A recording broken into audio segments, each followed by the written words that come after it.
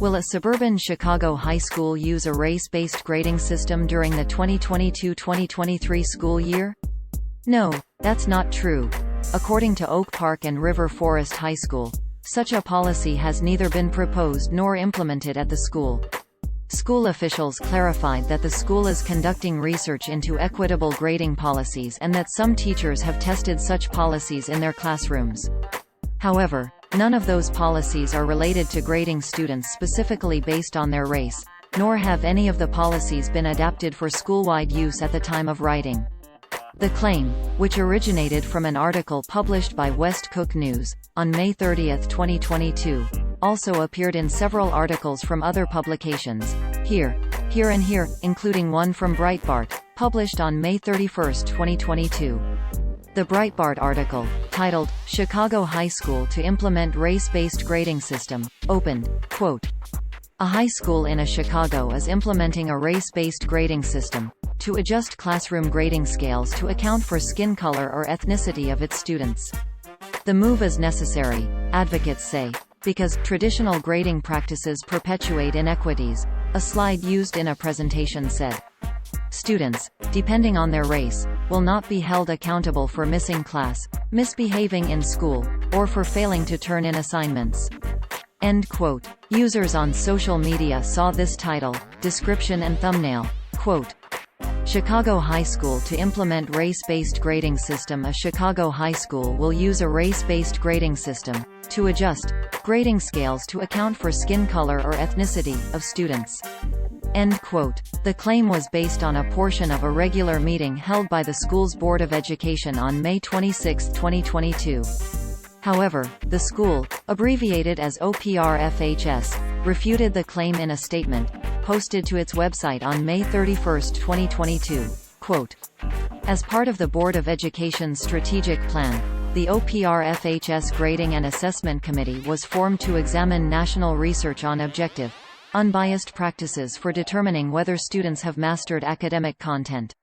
At the Board of Education's May 26 meeting, the administration's representative to the OPRFHS Grading and Assessment Committee provided an initial report that included a progress update on the committee's examination of grading practices. At no time were any statements made recommending that OPRF implement a race-based grading approach. Prior to implementing grading changes, if any, recommendations will be made to the board at a public meeting. Again, contrary to the title of the article, the district has not implemented, and has no intention of implementing, any grading and assessment policy based on race.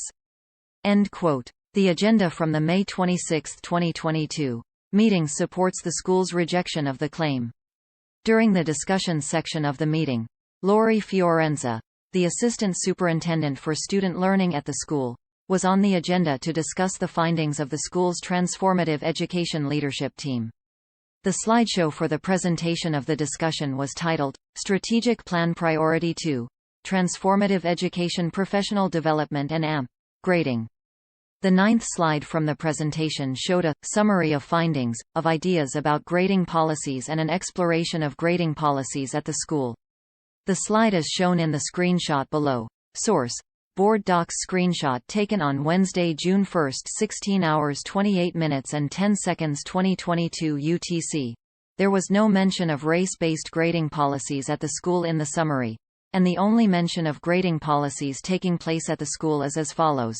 Quote, "Many OPRFHS teachers are successfully exploring and implementing more equitable grading practices such as utilizing aspects of competency-based grading, eliminating zeros from the gradebook, and encouraging and rewarding growth over time." End quote.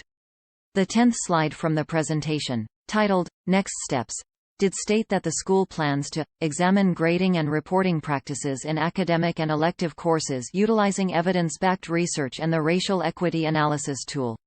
Lead Stories searched for the Racial Equity Analysis Tool, and found it among documents on the school's website. The tool is a set of guiding questions that are meant to determine whether policies used by District 200, the district the school is under, are likely to close the opportunity gap for marginalized populations. None of the questions appear designed to alter grading scales based on students' racial backgrounds. Similar versions of the tool are also used by school districts in other cities, including Boston Public Schools, Portland Public Schools and Seattle Public Schools.